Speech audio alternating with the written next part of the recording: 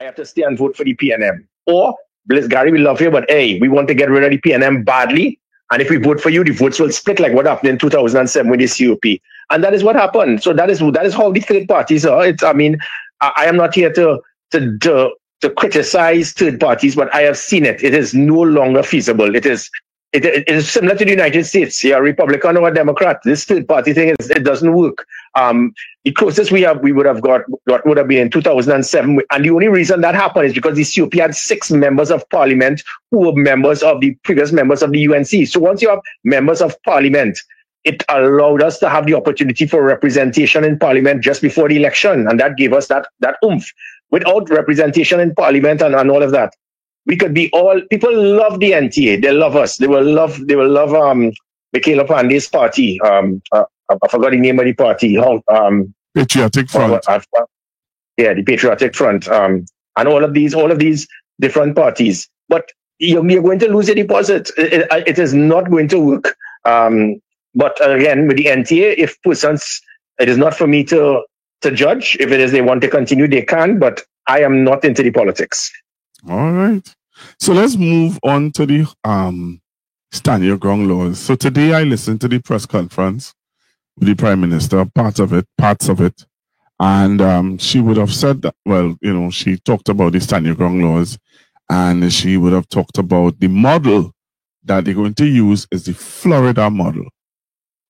All right. She said there are several models out there, but the one that she is looking at and the one that the government is proposing to use is the Florida model. Have you ever looked at the Florida model? I can't recall it in detail, but you see, it's the concept, it's the words. And this is where, again, she's doubly, the Prime Minister is one, just like Dr. Rowley. They are leaders, very great leaders. I mean, recently, a member of my NTA started attacking me and telling me, well, you just like Kamala. I say, well, hey, Gil, the woman just got 330,000 votes and is now a Prime Minister. So yeah, that's a compliment. So whereas people criticize Dr. Rowley, Kamala Persad-Bissessar, these individuals have proven themselves. So Kamala Persad-Bissessar is one that if it is that you push her, who blinks first will lose, and she will double down on it. So she has continued to double down on insisting on stand your ground. I am hoping that good sense would prevail, because what is going to happen is that people are going to use this against her and the government and give the perception that you're going to use it towards allowing persons to have firearms that can be used in an excessive force. I mean, let it be known, Gary Griffith, when I was small, I used to jump over my neighbor yard and steal her mango and take a little mango. Yeah. So, or if it is that we playing cricket, I will jump over the fence to collect a wind ball. Don't tell me that is going to be an avenue that can allow somebody to say, listen, I think that I saw the person jump my fence. I thought my life was at risk and it gave me the right to fire. It does not. That is wrong. So those are the things I'm hoping that she has a very qualified attorney general. And it is hoped that the how this is drafted is not going to do more harm than good, because there are certain things you cannot and should not do. Because the stand your ground, you don't have to use the word stand your ground. I agree with her comprehensively, to the point that we have serious issues where the scales of justice have been tilted towards the criminals more than the law-abiding citizens. And I'll give you an example. If somebody kicks down your door, breaks into your home, and is running up you with a cutlass or something, and you shoot that person, you could very well be charged for manslaughter, because they say, well, maybe it is that you didn't. Who's to say the man was going to kill you? That is madness. You kick my door and break into my home. I have a right to riddle you like a strainer because you went out of your way, and I do not know how far you will reach. So those are the things that make it that we have to lift it. But in the same manner, it must not reach to the level that, as I said, you see somebody jump in your yard, you decide to shoot him. Somebody bunks here and they walk in towards you and they put their hand in their back pocket and you shoot them, and they would now put in their hand to get their cell phone to call their attorney or to call the insurance salesman, the insurance agent. So those are the things we have to be very careful not to go overboard, because I have seen it in certain countries where that aspect, it gives some people the degree of authority that you feel that my house is such a castle that anything comes in close proximity, it gives me the right to finish you off. Because I've also heard comments made about empty the clip. That also, if the concept for minimum use of force is that if you fire a weapon at someone and the person is neutralized, whether it is neutralized by the person being dead or injured to such an extent that he or she cannot in any way be a threat to you, and you go over that person and you empty the clip and you load it up and you rack it up and you empty the clip on that person, you will now be charged for murder because the person is no longer a threat to you. So that's why I am asking all politicians, we need to be very careful in how we approach this, and it must not be seen in any way as an avenue for us to believe that every single home is a fortress to the point that I could shoot anybody who jumps in my yard. I could shoot at anybody because you come into my car with an aggressive tone. That we have to be very careful. So the concept of the law, I agree with it, because I'll give you a final example, which is totally unacceptable. You break into my home with a firearm, and I now defend my wife and my children, and I shoot you correctly, and I have video footage to show that I saved my family's life. You are now going to seize my firearm and then hold it for 3 and 4 years, and no police officer could justify why. The ballistic testing, that is done within 24 hours. But you take the man gun and you keep it for several years stored, and then the person who the man shot to save his family from being killed has gang members who will now target the same person. Those are the things that we must look at on the legislation changes. Those are the things that I keep asking the Minister of Justice that he must look at. And those are the things that we need to improve. We need to improve the standard where we have systems. You talk about stand your ground. We need to look at the colonial laws that we presently have. 2 young boys lying on a street could be charged by police for loitering. That is madness. This is not the 1930s. So because you see 2 boys lying, they say, that's 2 black boys, all in trouble. That is loitering charge. You don't do it. But we have held colonial laws that have stifled our society to give certain police officers the perception that I can be arrogant, I could be obnoxious, I could speak to people how I want. You cannot do that. You go to New York, you could buff a police officer all you want, but you listen to what the police officer tells you. In this country, there are laws that if you shout at a police officer and you abuse a police officer, he could arrest you. That is madness. A police officer does not have more rights than you. So all of these things is what should be done under the Ministry of Justice. This should be the focus instead of the stand your ground. And it is hopefully that there will be persons that have that degree of national security training to be able to guide this new government in going in the right direction. I want to play for you what stand your ground laws sound like in Florida, wherever you want to take the model from. All right? Take a listen to this. Sure. Take a listen.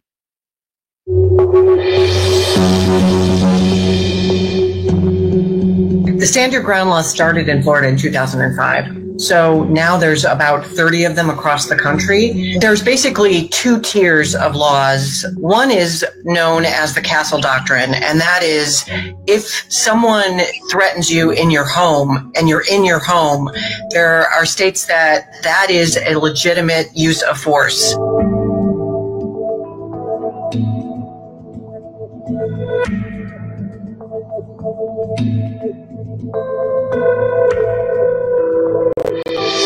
In the other states, these stand your ground laws, typically, historically, to use self-defense, it has to be a last resort. So you do have a duty to retreat before you revert to some kind of deadly force.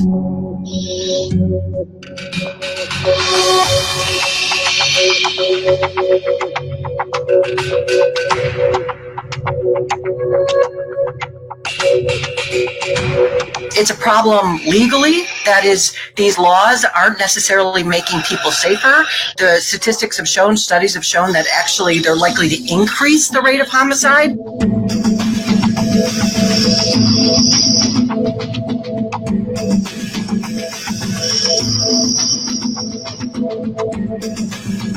If all you did was make an honest mistake, I don't know if there's much you can do if you're ending up either dead or severely injured for life, except to hope that the criminal justice system sorts this out properly and holds the shooter accountable and creates a disincentive for this kind of vigilante justice. That's what the criminal laws are there, to make that balance between safety of the public and accountability. And arguably, these stand your ground laws have tipped the balance in the wrong direction.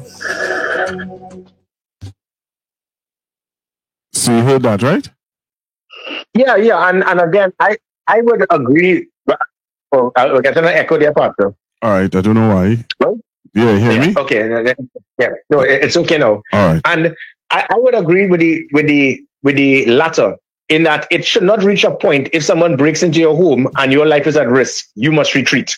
That is definitely not. I wouldn't expect anyone to do that. If it is you come into my domain, you come into my space, and you are now threatening me with a firearm to shoot me, I am not supposed to retreat. I am supposed to fit it. And so let me not for no one to feel that I am against the angle that the Prime Minister is going, because you remember my stance with the police. Police, they were retreating. They had situations 2 months before I was commissioner. Gang members were shooting at each other in Chaguanas for 3 hours, and the police did not want to go there. And that's why I said that was the last time any block, any corner, any neighborhood belonged to any gang member. And I told you, officers, in future, when it is that anybody aims a weapon at you or shoots at you, 1 shot, 1 kill, head and chest. And people got upset about it. And who backs loss? Because if you're trying to shoot me, I'm not here to shoot you to hit you in your leg or your arm. I am here to neutralize you and make sure that you cannot get up. So I am definitely in support of that situation where it is that I'm not supposed to retreat. This is my property. This is my place. However, going to the former, that first part where it is that you figure that if it is that someone threatens you, can very well open a massive Pandora's box in this country. Okay. Because you're talking, we know that when it is people in their home and your linemen, partners linemen, right, and then there's something called the maximum emotional enhancer called alcohol. And then fellas linemen playing cards. And then men start to cuss each other and a man start to threaten you. You tell me that gives me the right to shoot you now because you threatened me? No, people say that I'm exaggerating it, but no, but that's not exaggeration. We know that, but we see it happen. We see it happens with cutlass. We see it happen with people stabbing people. We have seen it. But my thing is, it was my concern. My concern is, I have several concerns with this Stand Your Ground law and the giving of firearm. Here was my concern. Do we have enough range in Trinidad to train people to use a firearm? That is one. Because people think it's just go and get your firearm license and get a firearm and you're good to go. You have to be able to you have to be able to know how to use a firearm.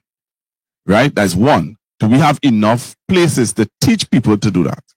That's one. Two, one of my main concern is that when 11 persons come into my house, I have a firearm. It's about 3 of us living in this home. I have a firearm. 11 persons coming to this home. Do I have enough? I have enough time to shoot 11?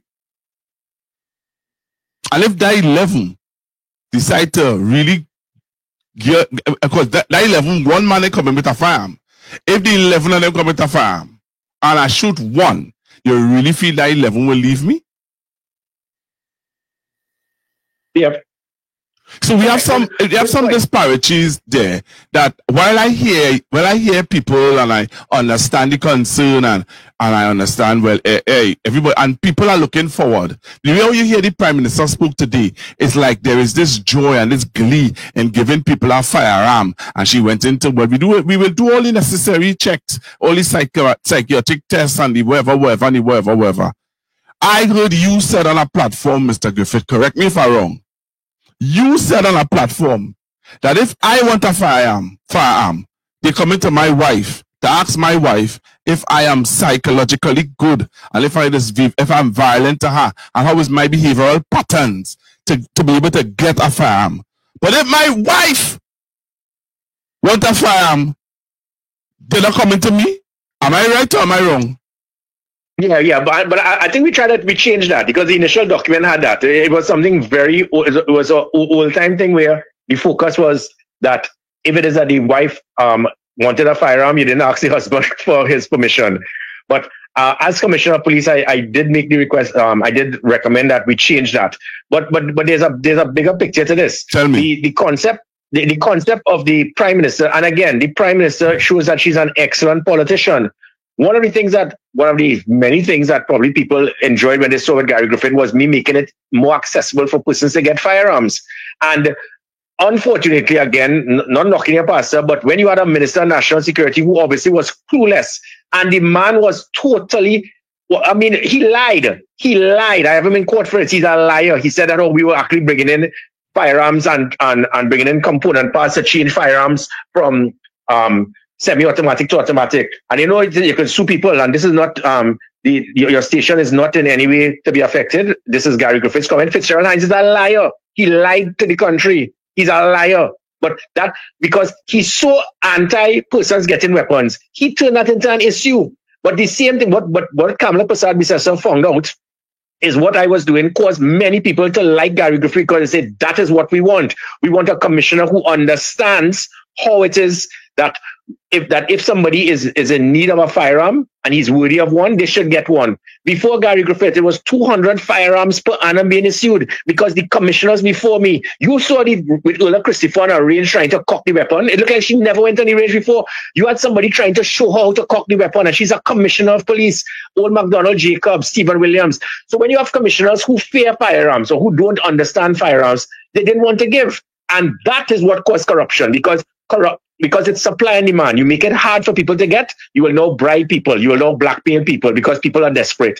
So it was 200 firearms being issued before Gary Griffith. With Gary Griffith, I changed it to 1,000. Not much, 1,000 for citizens and 1,000 for law enforcement officers, because we had prison officers, soldiers, fire officers, police officers being threatened. And then their lives are at risk. They return their firearm to the station, and then they go home without anything. Do you know of those 6,000, those 3,000 firearms issued to law-abiding citizens? Not one was lost, not one was stolen, not one was used for a crime. But Hines, in an ignorant manner, continued to slam me and make comments to say what Gary Griffith is doing something that is wrong. So because I was efficient, because I did my job, he was upset. But what about? Wait, just now. No, I hear you making that statement all the time, eh? And I just wanted to take you back to my cousin who lost her life in San Fernando from her husband who had a licensed firearm. But when did he get that firearm? He got it under your tenure. Under your tenure. And what happened? Well, he would have murdered her and killed himself. I think go back. You have to go back. I don't think it was under me. I have to go on because we'll talk off the air, because I remember that well, and it was not me. The application was made and the approval was given. It was not under me. So we'll go back and do the homework, because I recall specifically under my watch in my 3 years, and I boasted about it every time, that not one was lost, stolen, or used for a crime. And now, if it is that after I left, persons who got firearms from me, and you don't continue the annual checkup, the psychological testing, the evaluation, well, then that's like saying that the transport commissioner who gave your son a driver's permit this year, if 20 years from now he decided to drink and get drunk and kill somebody, is the transport commissioner's fault. It doesn't. If it is that you don't continue the checks and balances. So do you think that we have sufficient checks and balances in this country to deal with the amount of the way how the Prime Minister is promoting this, persons getting gun license and stuff like that? You think we genuinely, you were the former commissioner of police, you think we genuinely have enough checks and balances for the way of how this gun, the way how the Prime Minister is promoting this gun thing? You really think we have enough checks and balances? Pastor, that's what I was coming to. The 1,000 that I was issuing every year, do the maths, take it away the Sunday. That is 3 firearms per day were being approved. 3 per day, that's a lot. But guess what? The reason why out of those 3,000, nobody had a negligent discharge, nobody lost it, nobody used it for a crime, nobody used it to kill someone, is because we did comprehensive background check, due diligence, psychometric testing, checking the person's finance, talking to the family, talking to the neighbors, talking to the friends. So, and there were many persons who were rejected. But you can't go more than 1,000. If I had gone any more than that, the due diligence is now watered down. It diminishes the background check that can allow the wrong person to get it. So it now will lift the possibility of the person going in a nightclub and forget it in the toilet. it will cause the person to now leave it in his dashboard of his car and go to sleep, and then it's broken in, the car is broken into and someone steal it. It goes to the person who's an alcoholic and decides to shoot it up in a nightclub. It goes to the person who now, because he has a mental problem, he decides to shoot his wife. So if it is you go more than 1,000 per annum, it is going to increase the chances of that happening, and that is not what we want. There are 35,000 applicants. 35,000. I gave out 3,000, 1,000 a year. So it would have taken me 35 years to complete all the people who applied. But this, the dumbest minister ever, Fitzgerald Hinds, thought that I was overdoing it. But the Stephen Williams one, the 200 per annum, you know what that would have meant? It would at 200 per annum, it would have taken 175 years for the 35,000 persons to get their firearms. And he was comfortable with that.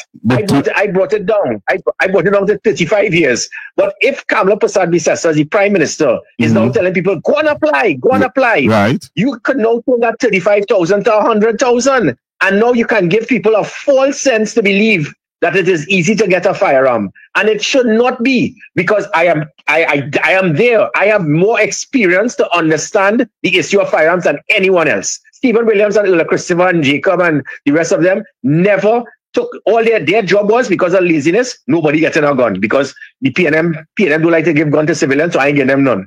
That was their concept. I went deep where no commissioner went before to understand how many I can give. And you cannot give more than 1,000 a year. Anytime you do that, it is going to start watering down the background check, the due diligence, and it is going to increase the possibility of the wrong person getting a firearm. So then, under Ms. Bissessar, if she was to use your policy in giving out firearm, then Ms. Bissessar could see herself giving out 5,000 in 5 years then.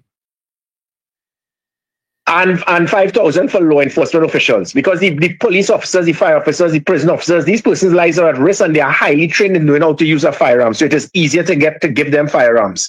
So every single soldier, sailor, prison officer, customs, immigration, especially those who are involved in operations and so forth, that they should have. That should be automatic. No.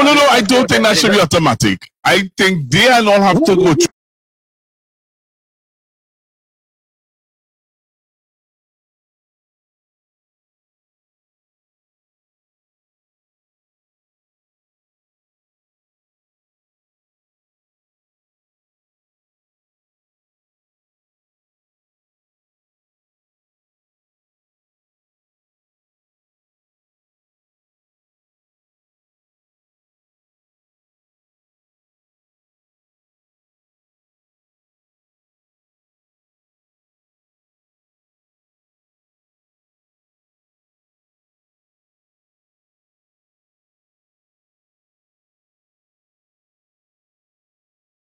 Do some psychological test too. No, I know. When I say automatic as they being priority, because trust me, there are many of them that I would not give it to steps from your eyesight to the back of the aperture, to the blade, to the tip of the blade, to the target, and how to be able to do the breathing to make sure that you can have a proper line of sight, to make sure you have an accurate shot. This is a total different language. I'm speaking to so many persons who have a firearm, but everybody want a gun because you want to stick it in your waist and feel good about yourself when you go on party on a Friday night. That takes enormous responsibility. And do you think that knowing our society the well as you do, Mr. Griffith, do you think it's a wise thing to just make guns accessible to people who may just, as you say, pass all the regulations for that time just to make sure that they're able to get one? Do you think that our society is mature enough to deal with this? We are mature enough to keep the standard no more than, as I said, 1,000 for civilians, 1,000 for law enforcement per annum. Anytime we go over that, we are going to start watering down the threshold. And I will insist to this government, it is not just about giving gun like if you're giving out doubles. You have to ensure that the individuals must go on a range at least once a year. They must be able, and this is why I put the FUL card with the chip. And McDonald Jacob foolishly decided to remove it. That chip with the FUL card was to ensure that we could show that the person went on a range and he did his annual test. He cleared his weapon. He was able to strip the weapon. He was able to shoot. He was able to understand how to clean your weapon, how to have an accurate shot. If you don't do that and you fire a weapon at someone, and you fire inaccurately, you can shoot the wrong person. Okay. But that's all of these are the dangers as it pertains to a firearm. And again, I would recommend to her, there's another element. Again, we have been totally bypassed. There's a Nicole Dyer-Griffith and several others have pushed this for years about pepper spray. It is not that everybody must have a gun, but most, especially females, you know how many hundreds of lives have been saved all over the world, thousands, by pepper spray. Pepper spray is an avenue that can cause that person. All you need is an avenue of escape, an avenue to get out. Unfortunately, the PNM government, their concept was, well, the criminals might get pepper spray. Dumb! I would prefer a criminal to have pepper spray than a gun. Let pepper spray me and take my wallet. Instead of shooting me and taking my wallet. But that was the PNM's logic. For 10 years, they sat down and refused to allow persons to have pepper spray. They sat down and they spun and spun and spun. This is something that could be done in a day, and they did not do it. I would recommend to this Prime Minister, put the focus on making approval for access for pepper spray, and it is greatly going to minimize persons wanting firearms. And because her concept of telling everybody go and apply, she has opened a Pandora's box. We already have 35,000 applicants in there. That number has not diminished since I left. 3,000. So now it's 32,000. So now, and it's 32,000 if you could only give out 1,000 a year. When you start telling people, go and apply, go ahead and do it, you're basically giving them the assurance that if you apply, you will get a gun. And if you do that, the last thing I want is for us to turn to what we've seen in certain places in the United States. What we should be doing instead is securing our borders. The more we stop criminals from having illegal weapons, the less reason for law-abiding citizens to have firearms. The only reason why a law-abiding citizen should be granted a firearm is because of the state's inability to protect them. And that is what is happening now. We should be putting focus on securing our borders, stopping illegal weapons from coming to criminal elements, and it will reduce the need for law-abiding citizens wanting to apply for firearms. Wow, I hear you. I want to take some voice notes because I can't take any calls. I could take some voice notes with Mr. Griffith on. So what you can do is you can send me a voice note on 342-0081. Is 342-0081? No, not that. Oh my goodness. Sorry, Chinan, to be going by extension. You can send me a voice note on 323-0576. 323-0576. 323-0576. If you have a question for Mr. Griffith, you could send me a voice notes only on 323-0576. And Mr. Griffith will try his best to answer your questions. All right. Now, remember the questions are only on Homeland Security and on Stand Your Ground laws. All right. So you can send a voice note to Mr. Griffith now. You can send me a voice note and I will try my best to play it.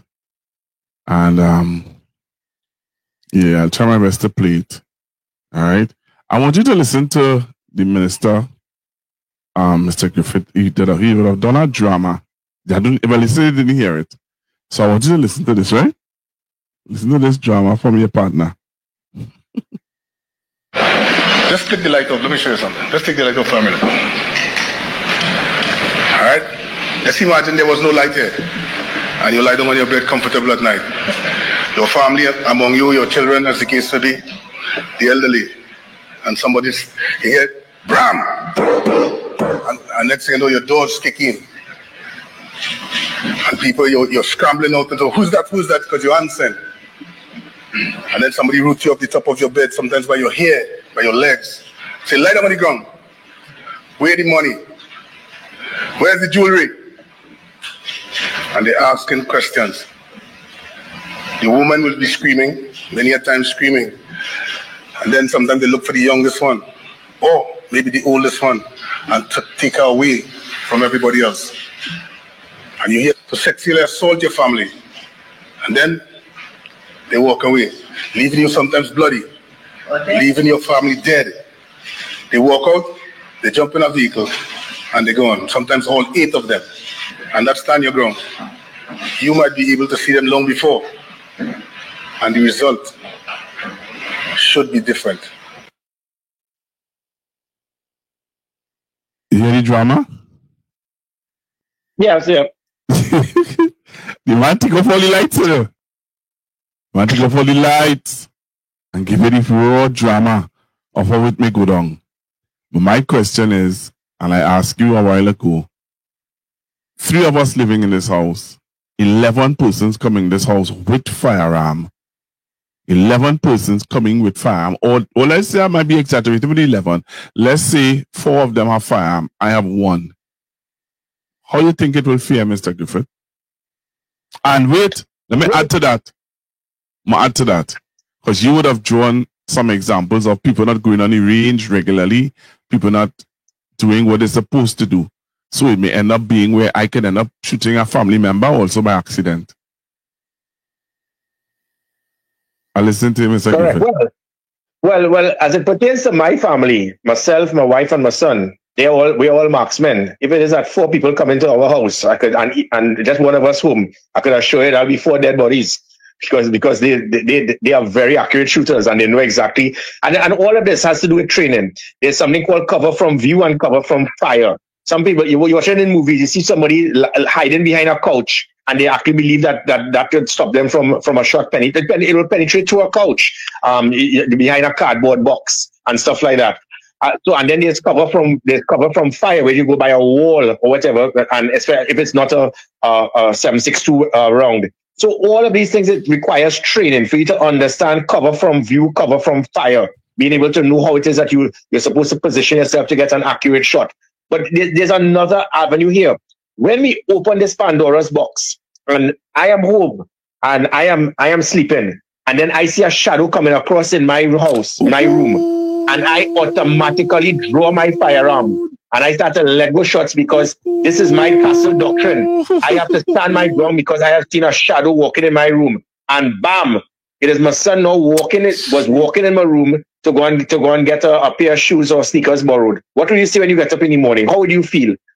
All of these things can happen. Yeah, it happens in other countries. Yeah. We have to be very careful not to be trigger happy.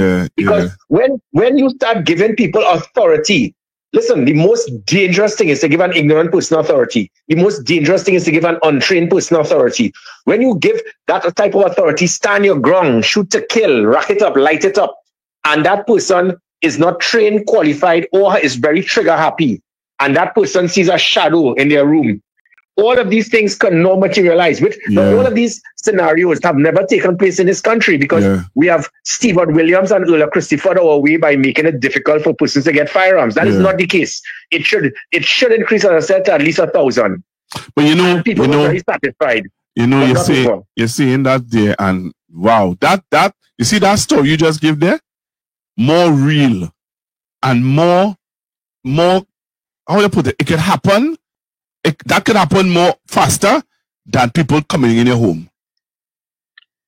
Pastor, and that is the point. When you keep talking, stand your ground, castle doctrine, you must not retreat.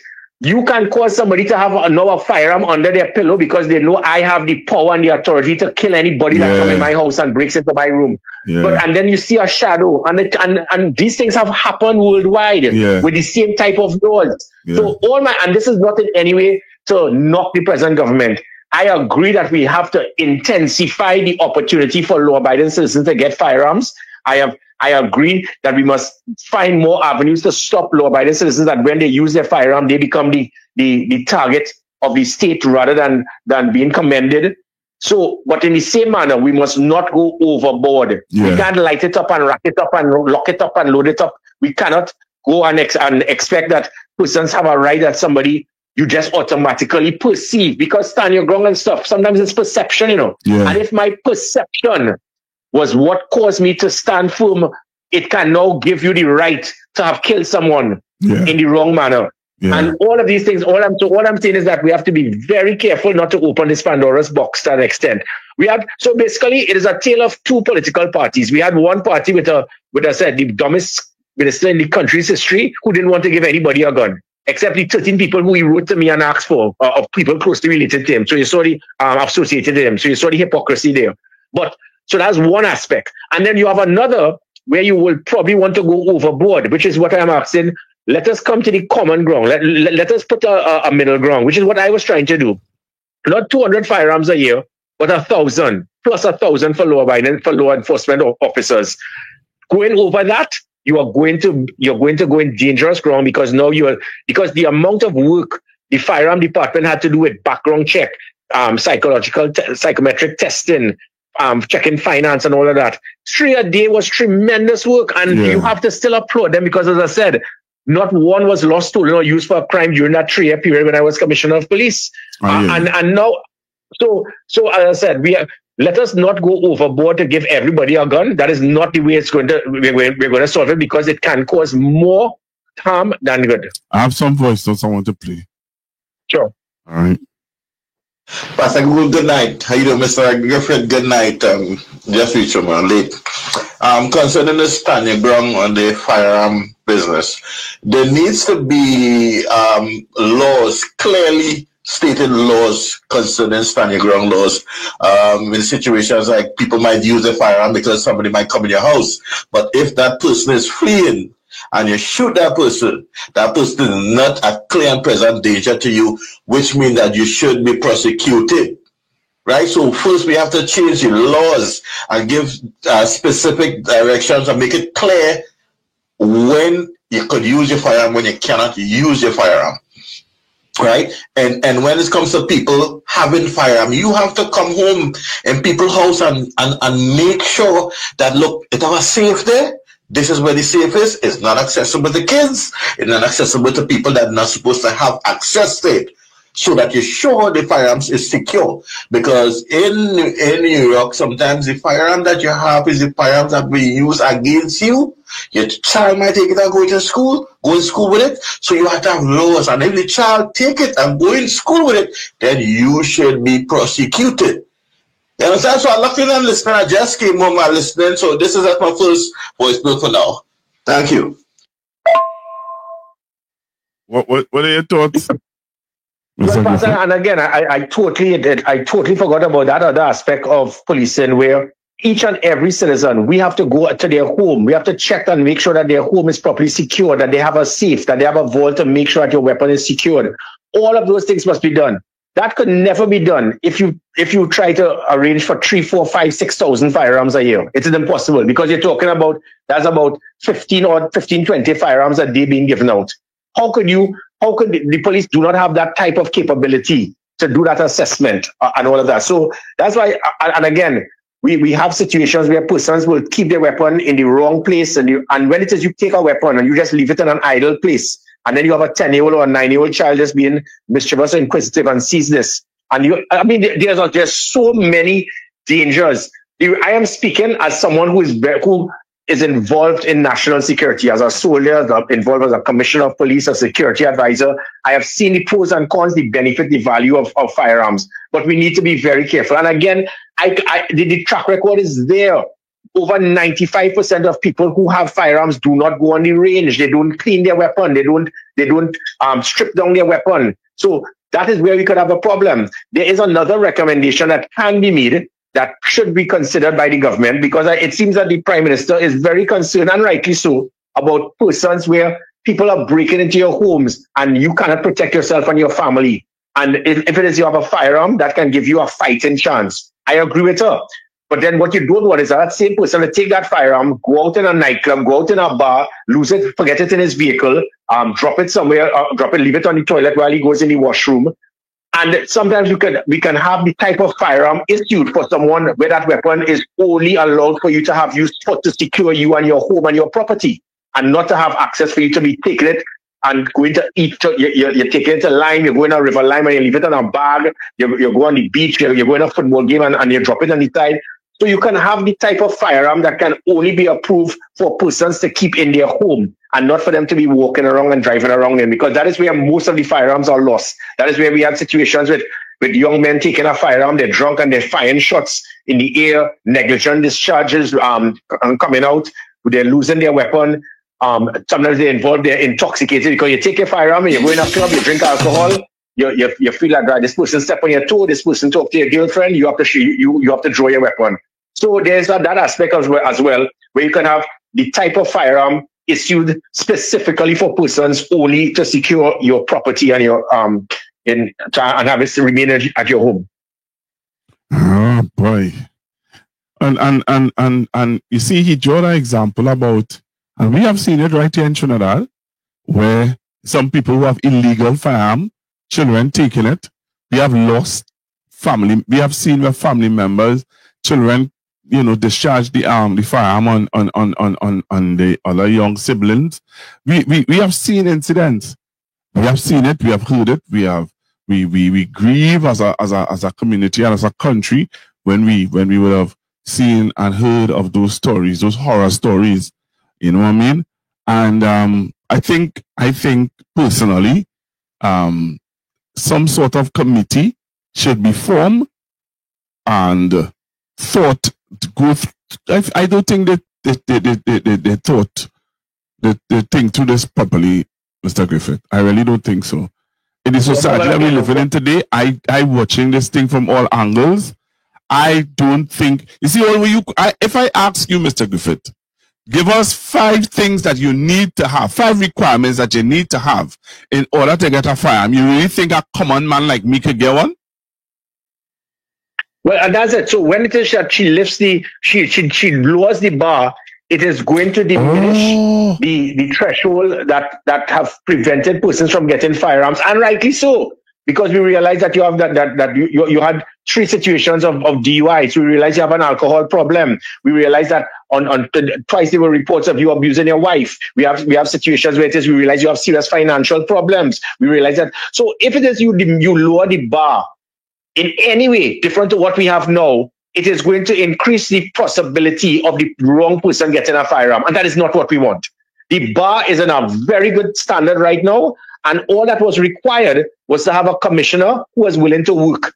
But because I was too efficient to get the job done, you had the dumbest minister in the country about saying, look, he was just giving out guns to everybody. How could you be so dotish to make a comment like that? It has nothing to do with enhanced quantity. What I did was increase the quality of the firearm department by making sure the right persons got. Because commissioners before and after me were too lazy because it took a lot of work. It was several hours every Saturday. I had to sift through files and stuff to make sure that the wrong person wouldn't slip through and get a firearm. That takes a lot of work. So if you're lazy and you don't want to do the work, that is why so many people have sued the state, because commissioners before and after me were too lazy to do their job. Because when they applied, they didn't even want to have the common courtesy to respond. And then when they sue the state, taxpayers have to pay. That is not what we want. But we certainly don't want to go to the other avenue where it is that we will diminish the level, the things that we have put to make sure you check the person's finances, speak to the neighbors, speak to the friends, psychometric testing, checking to see if it is that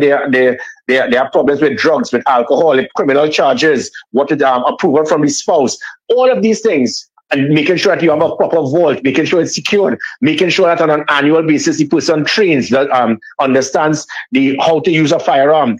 If it is that you diminish this, it is going to increase the possibility of people being shot, weapons being lost, persons being killed, negligent discharges, and these are the things we do not want, because it is going to come back and haunt us. And let me tell you, eventually, let me quickly add, eventually, we are going to reach a point, if we do this proper with the Ministry of Defense that I drafted to secure our borders, and we lock down our borders and stop illegal weapons from entering our country. If United Kingdom could do it, and their country is way, way bigger, and their island is bigger than ours, then we can do it also.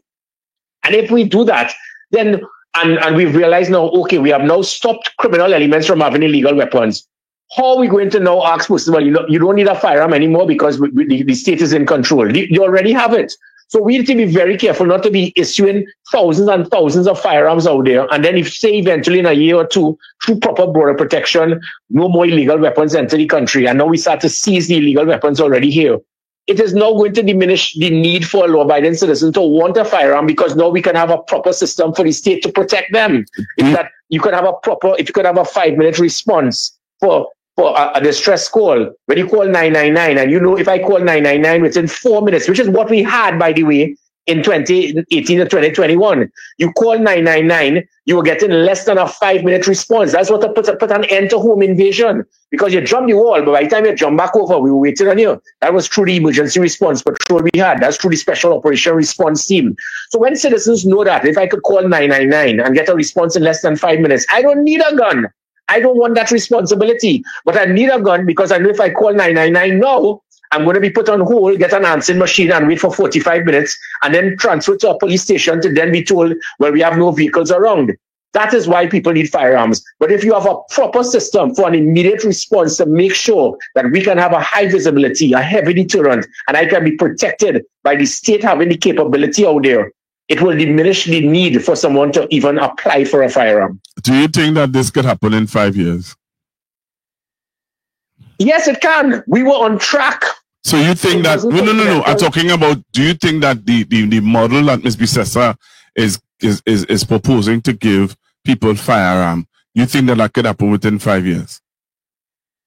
Well, no. Well, I don't. I'm still waiting to find out what is the model she's speaking about. Because as I said, if she goes more than what I was issuing, we are going to have problems. She may very well agree to stick to what it is I did. If she gives me a call, I will be able to explain to her.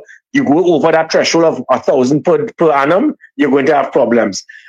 So I don't know what her intention is. I don't know if her intention is that anybody who has a certificate of character could get a gun. Because let me tell you, we have a very small percentage of criminals who have who don't have a certificate of character because they were charged. But there are many persons out there who have been involved in putting hits on people, in criminal activity, alcoholics, wife abuse. And because they have never been charged, they can go to a police station and get a certificate of character. A certificate of character does not mean that you are fit and worthy to have a firearm. It just means that you have never been caught. So we have to be very careful. It can't just be, get a certificate of character and that means you're good to go. It takes much more than that. This is not the United States where you could just put that on a job letter and an ID card, and you could get a firearm. Because persons have beaten the system involving, there are so many persons who are alcoholics that have certificates of character. What are you trying to tell me, that they could get a firearm now? So we have to be careful. There are so many men that beat their wife but the wife has never reported it. They could get a certificate of character. That means they could get a firearm. Yeah, it can't be a COC. It has to be the same things that I did, putting stringent checks, background, making sure that person, when you get this, you have enormous responsibility. And if at any time I see you do something that is, and there were many weapons that I actually seized as well. As soon as I realized that you get charged for DUI, as soon as I realized that you had an issue with your wife, one time you lose your gun. Oh God, Commissioner, get away from me. That is how it has to operate. You have to be very stringent. You can't just give people firearms and feel that they have it and nobody can take it because they paid for it. That is something that you have been. You're not. It's not an obligation that you must get it. We have another voice note from the voice note out here. Oh, and Mr. Griffith, sorry. For to make it clear to you, the borders is not where the firearms are coming here. It's coming in through the port, not through the sea. We're getting AK and all them things. That's American-made guns. So it's not the borders they're coming in from.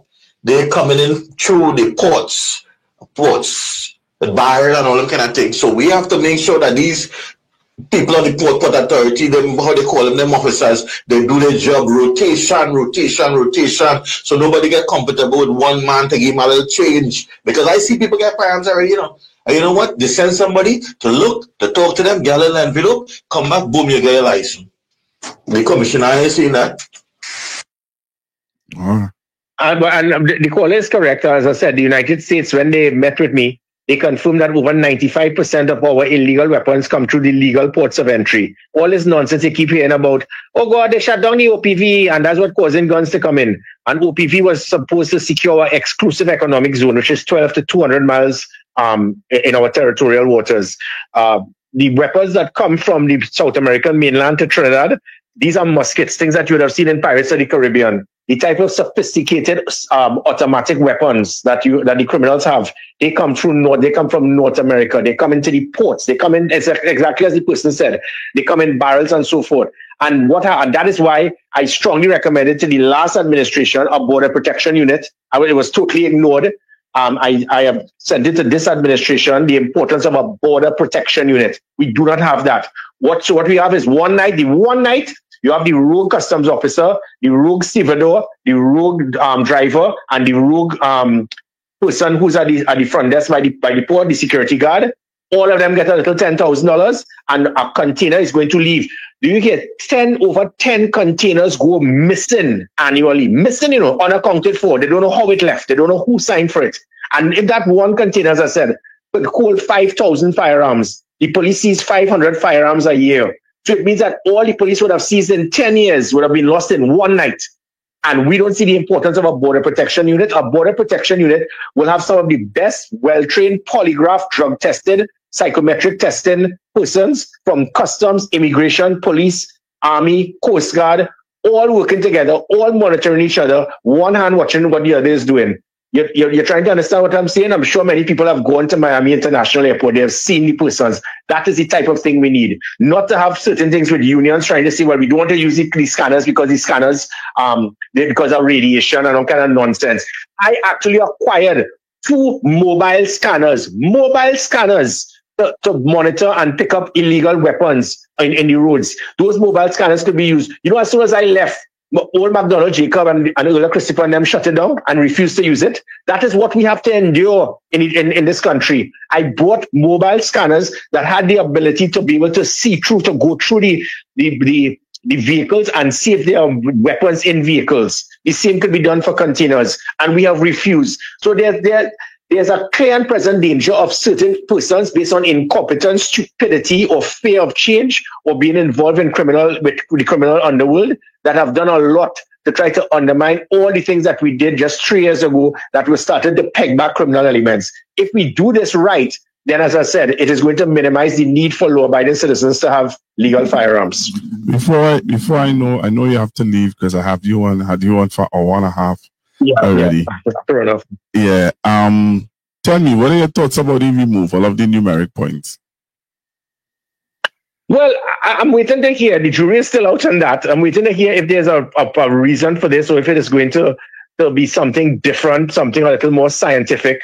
So I'm just waiting to hear before anyone can make a statement, because it certainly can't be that we're saying that, okay, it's okay for you to get drunk 5 consecutive nights, and it's okay for you to keep a driver's permit.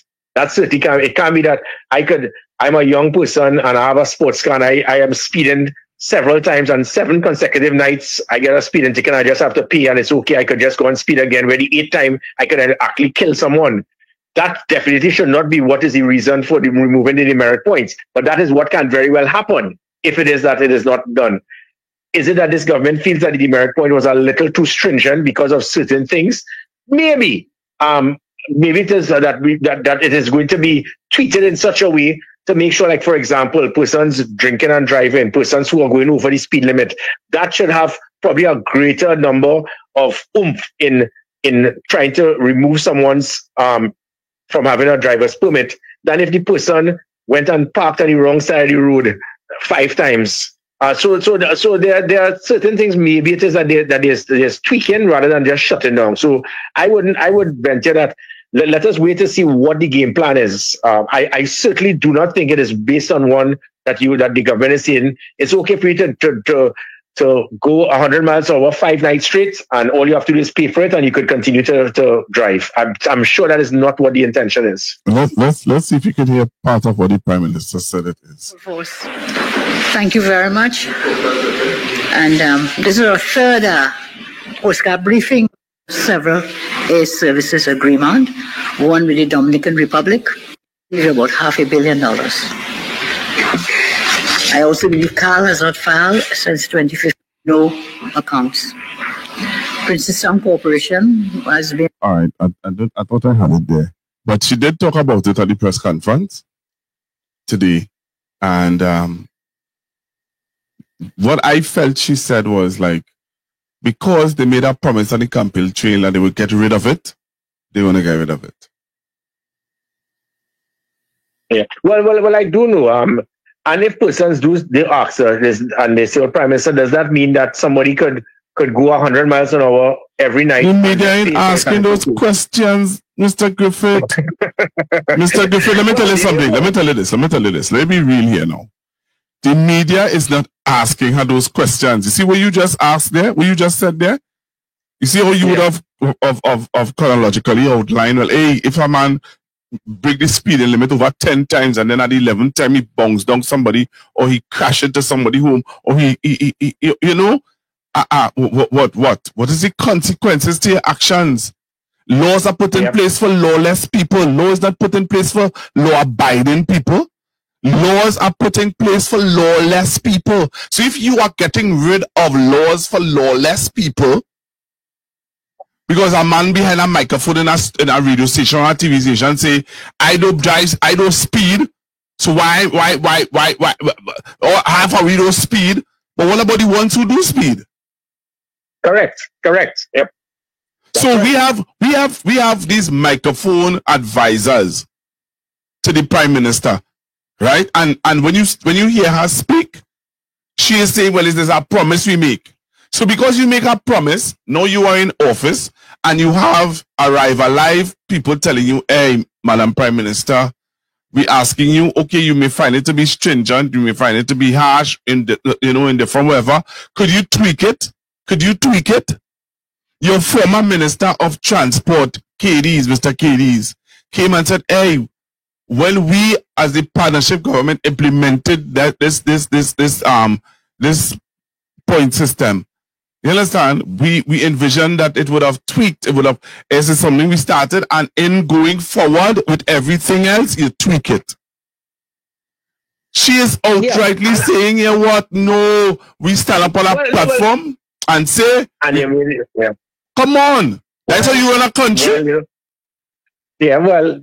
330,000 people said they wanted data, so maybe it is that the majority of the country they prefer. But you know, taxi drivers are asking for them to tweak it. It's not just not just Arrive Alive and the former minister. Also, you have the taxi drivers association saying, hey, come now, tweak it. Those are people, I think those are people you should be listening to. And probably she would. I mean, I would expect, I will give her the benefit of the doubt. So she had to do what was promised. But now that has happened, and I'll give you a simple example. So somebody gets a just over the breathalyzer compared to somebody who could actually burst the mercury because he has more alcohol in his bloodstream. He have a little bit of blood in his alcohol system. You can't give the same demerit points. Maybe you should look at the amount of alcohol that the person has to be able to verify that, because and similar, somebody driving 51 miles an hour, you stop him and you give him the same points demerit as somebody who was driving 150 miles an hour. So maybe there are certain things that can be done I will recommend that you tweak it, because again, so somebody who will drive 150 miles an hour, he will get certain points, and then it is actually going to be less than somebody who actually parked the wrong way 3 times because she had to go and pick up a child from school, and she didn't want to, and she needed to park the car to go and pick up a child. So I think there were some flaws in it, but it definitely doesn't mean that we need to throw the baby out with the bathwater. We need to tweak it and improve it, because the one good thing I felt about as commissioner was in that period was the lowest number of road fatalities in the history of the country in about 30 years on. And we need to get back to that period. We need that point. And I think with the demerit system, it provided a deterrent and it ensured consequences. That is it. Yeah. That is it, Mr. Griffith. Men does only do things because they ain't get catch, you know. Exactly, yeah. If a man know he getting catch, let me tell you something. In the UK, you're driving down London Road. People know exactly where all the cameras are. So you know what they just do? When they know they're approaching that camera, they slow down. You know what they did? You know what they did in London? Because they realized that people are beating the system. You know what they do now?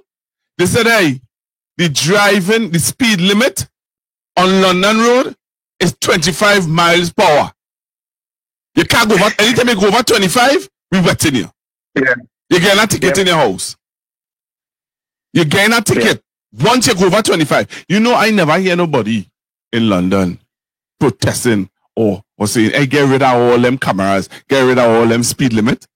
People know the reason why. You know much people got bogs down on London Road? Mm. And that's first world. Something is wrong with us.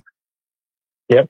But I said that, so that's ready for the media to, I mean, it's a straightforward question. And I mean, the media should not be afraid to ask something that is of value towards lives being saved. Okay, and it's the same thing about firearm.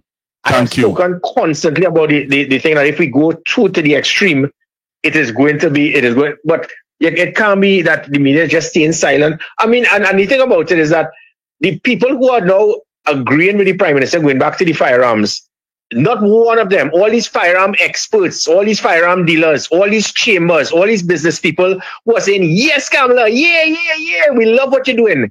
When I was doing the same thing as Commissioner of Police and Dotishman Hines was continuing to attack me, they never said a word. So you notice the hypocrisy? All of these firearm dealers and these firearm experts who opening their mouth now because they probably have a party card in their back pocket or they're looking for a contract or whatever. All these chambers and all these organizations who are shooing me in the background and give me text messages, boy, Gary, we support, thanks for getting firearms for our businessmen and our chambers and all that.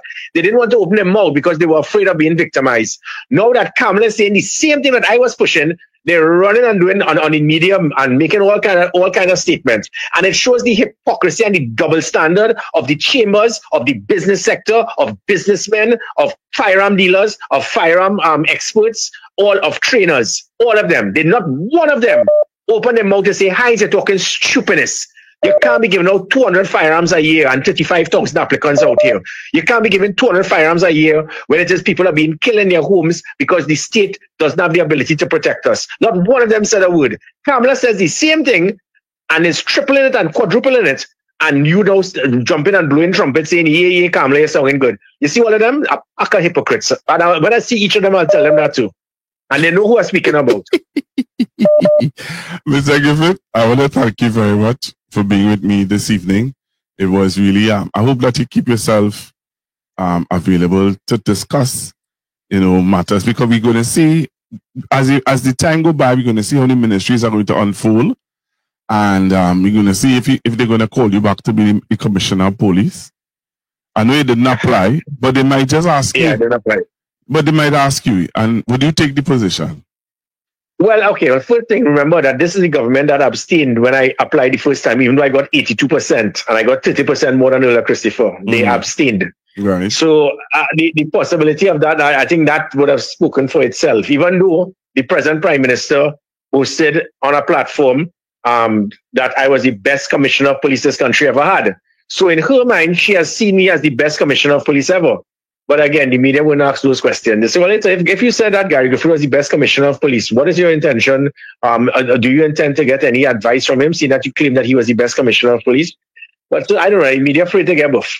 So, well, they say she's apologized if she feels as though she's buffing them. She's apologized, one time. She has said, I'm not buffing you. I'm not buffing you. So, but if she does ask you though, would you consider to be? No, it is impossible because the Prime Minister doesn't have the authority to appoint someone or to ask someone to be considered to be a Commissioner of Police. To be a Commissioner of Police, that is done specifically through the Police Service Commission, through application. That person, the only time the government has input is when the names go to Parliament, which is what Paula May Weeks did not do when she did not adhere to the law. And she should have been investigated for misbehaving in office by not forwarding the merit list. So there's only then that the politicians have a say. If I believe that a government does not want me as Commissioner of Police, I'm certainly not going to apply to make a fool of myself. But again, all of that is a non-entity because there's already a present merit list. Persons have gone through the assessment, and that list should go to the president. And it is expected that this president will not be as clueless as Paula May Weeks Paula May Weeks did not understand the law, that's why she didn't forward the merit list. So if that goes forward, a Commissioner of Police will be selected, and I will give that Commissioner of Police the same support that I would give the present ministers if they require it. If it is that the merit list is scrapped and the government discards it, I will then consider my options.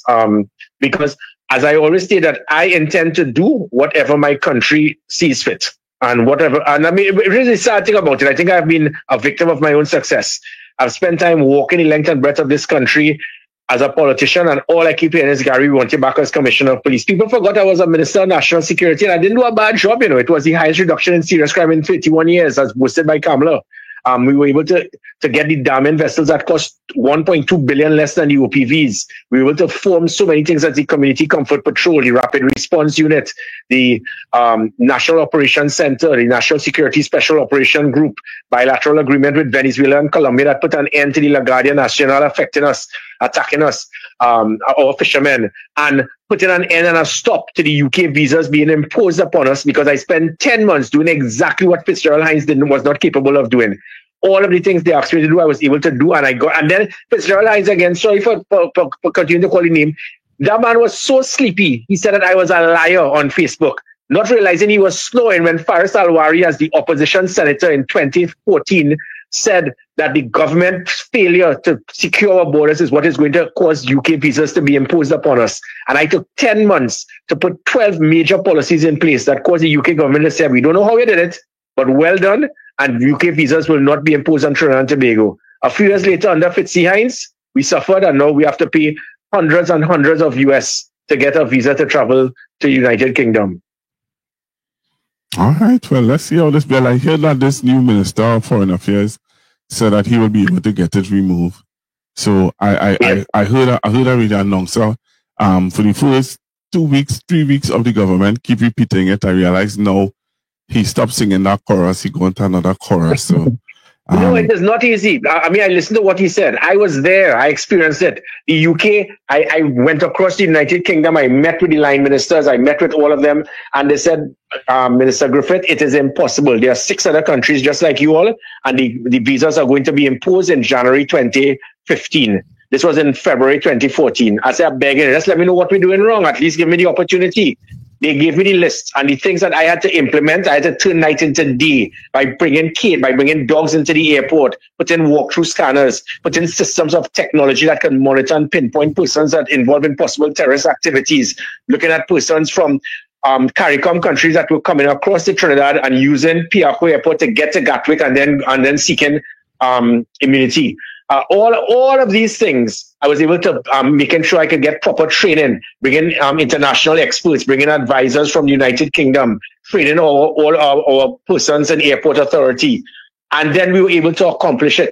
But it took 10 months of hard work, but it was done. Yeah, man. So again, Fitzgerald Hines did not, and the reason I was able to do that is because I had constant dialogue as the Minister of National Security with our international allies, inclusive of the United Kingdom. And when they gave me that heads up, I said, PM, we have a problem. We're going to get visas imposed. And she said, okay, so be it. But I fought and I got it done. Hines did just the opposite. He sat in his shoes, he snored and he wandered.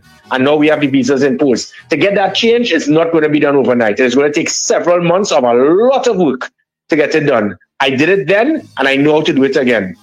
All right. All you have to do is just give me a call. All right, man.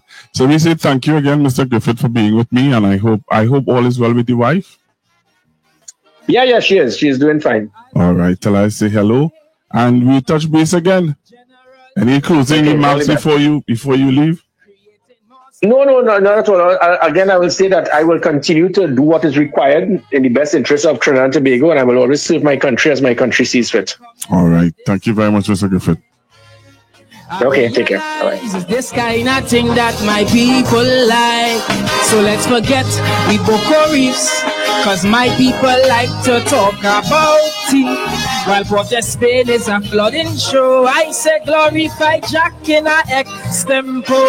We clearing drugs like the FDA, but the real issue is what Nudilal say. Oh God, I'm proud of my team. Hello, good evening.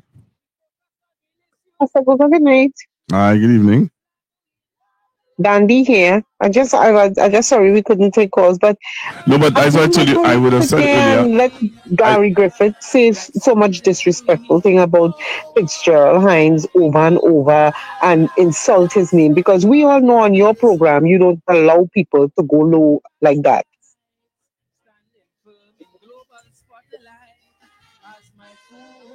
It was uncalled for, and And Gary, with all your I, and me, you could do it one Kamala not going to call you. So stop wasting your time, all right?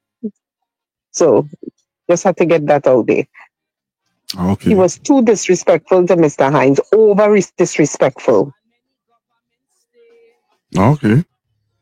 You have a great night, Pastor Google. Big up all the people on the live, Donna, Pamis, Sarah, Anne-Marie, Brian, everybody. Great. Good night. All right, good night. But after so many years, religion and race predicts your party.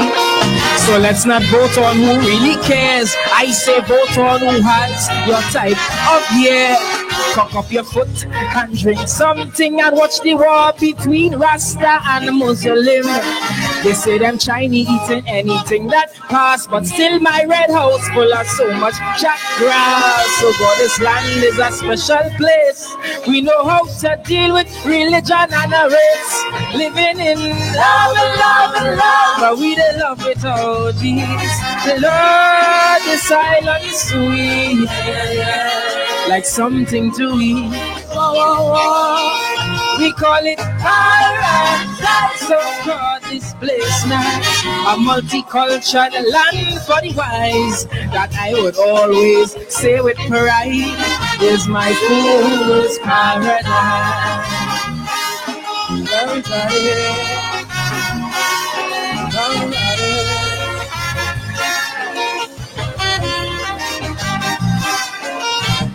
So I'm taking your calls straight until about 10 o'clock. As always, have great. Your number to call is 464-7073. Blame it on coke. No, we 464-7073. are the truth. And no one here is responsible. On Monday, I'm trying to get former Minister of Public Utilities, Mr. Marvin Gonzal.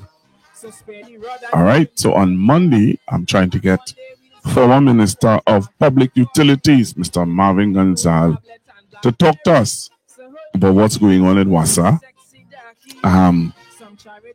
You know, one of the things I heard today, I met someone who said to me that their family member lost their job at Wassa. I think they were a contract worker and they would have been sent home. But you're not hearing about those workers, and you know somebody said to those workers that they need to protest.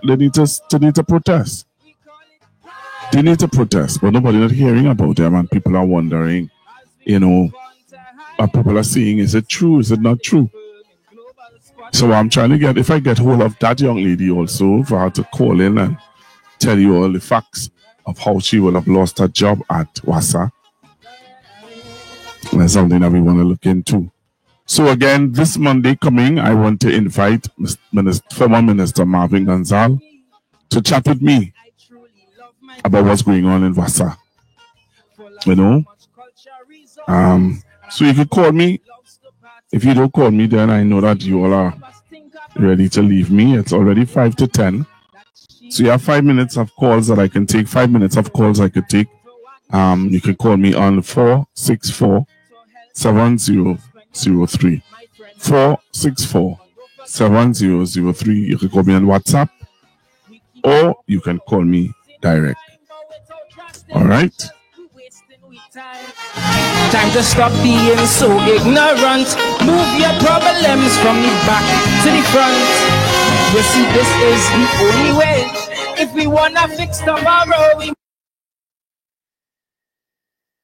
All right, so I'm saying to you to call me on 464-464. All right, so you're calling me on 464-7003. Pastor, good night. Hello, I don't know if you hear me. But I didn't want Gary to go so fast. I wanted to ask him that when they had importers, firearm importers, and all that stuff, if when the firearms come in his tenure, if they were checking the firearms that came in and keeping a record of the ballistics, so you would have known if a firearm was used in a certain place, you would know exactly who had it. But you go too fast. Next thing is that the demerit points is one of the most dotish thing I ever hear in my life. Driving is not a right. Driving is a privilege.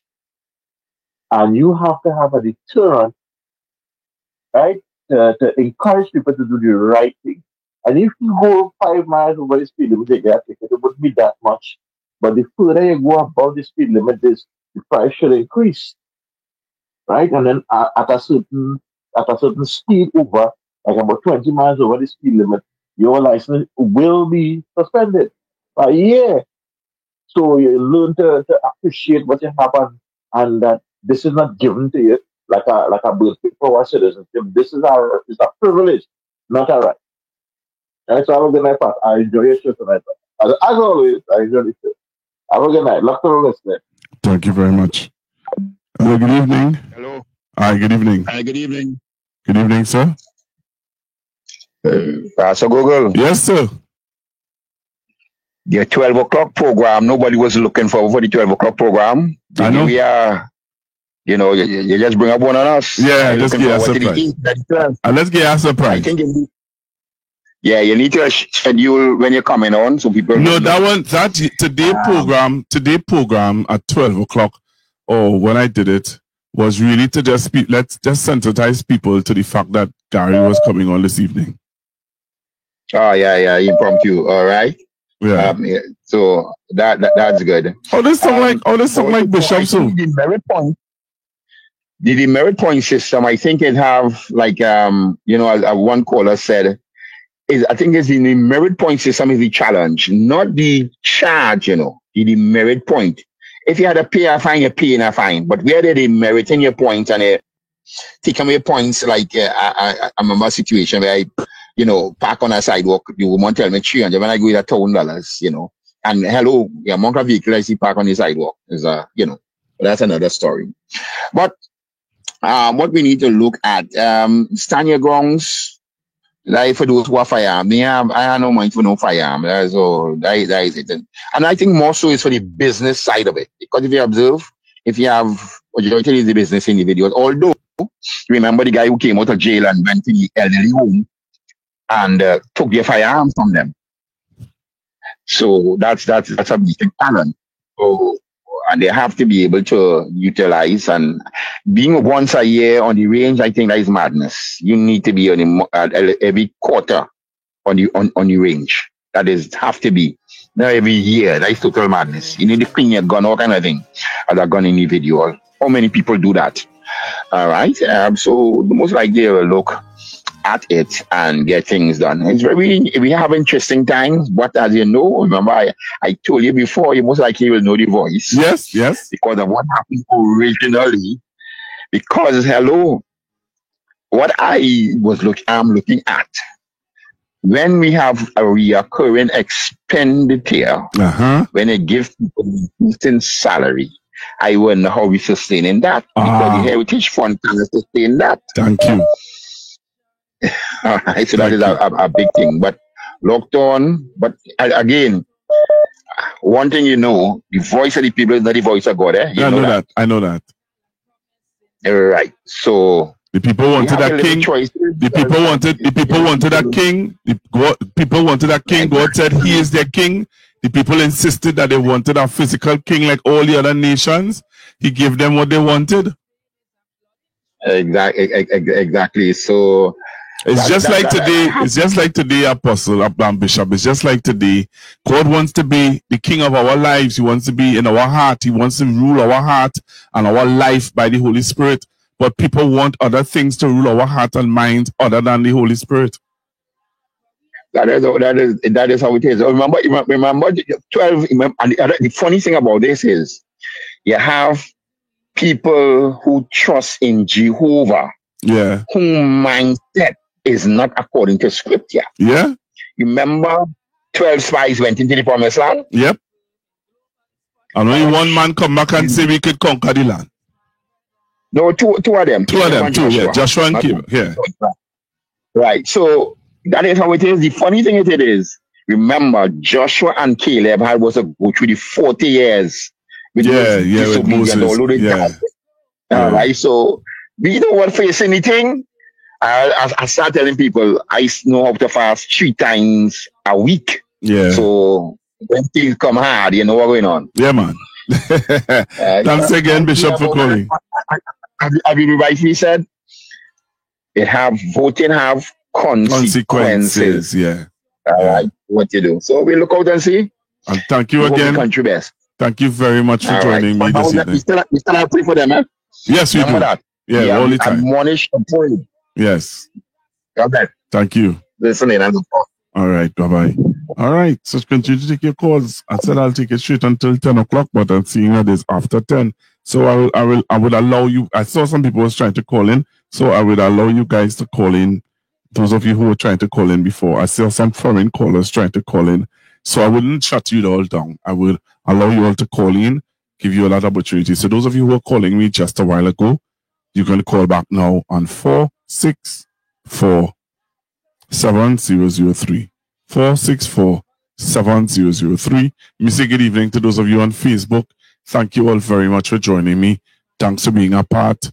I know I can't see what you all are saying. I don't know why. You know, sometimes Facebook does just act up. You know that, right? Sometimes Facebook does just decide, I want you to see what people are saying. All right. To those of you who on YouTube, thank you all very much. I thought we went up to about 500 and something. That's cool. I can live with that and can live with that and more. I hear it has have over 1,000 persons on YouTube based on the discussion. I hope that when Mr. Marvin Gonzalez on, former Minister of Utilities, Public Utilities, you would share the live and you would tell people about it. Hello, good evening. Hello, good evening, Pastor Google. Hi, good evening. Good evening, ma'am. How are you? I'm taking everything one day at a time. That's good. But what I wanted to say is that I realize that this government, and I make no apologies about it, but I realize this government is encouraging lawlessness by the actions that they are taking in terms of the issue with the demerit points and also the stand your ground law with the firearms. I think it's a form of lawlessness and encouraging lawlessness in our nation. Right? And that is something that is very disheartening. Frustrating. Yes, it is disheartening. So I don't know. Right now these people are there about a month now, and it seems to me like they don't know what they're about. They don't know what they're about. They don't know what they're about. It's anything they're doing and anything they say, and that's how they believe that governance should be done. Right? And I don't know if this could go on for the rest of the years to come, next 5 years. My God, may God help us. Right, so we have to pray. We really have to pray a lot and put God first with this government and with these situations and these circumstances that we have to undergo. Right, so this is my take on it, and continue the good work, Pastor Google, giving us the opportunity to be able to hear our concerns and issues. I appreciate that. Thank you very much. God bless you and have a good night. You're welcome. Thank you very much. I want to play for you guys a statement made by Ms. Bisessa today. I want you to listen to the statement made by Ms. Bisessa. EL was approved and we'll continue that process. Today we also talked about approval for finalizing entry into force of several air services agreement, one with the Dominican Republic, the company's registry, where many state enterprises have been removed. They did not a 5-year period, and they still received about $500 million. I also believe. All right, so let me take this call. Hello, good evening. Yeah, Pastor Google, good night. Good night, Pastor Google. Good night, everyone. Okay, I have 3 things quick I want to put out there quick. Number one is we would like to know exactly how many ministers in the cabinet and what are their salaries. Number two,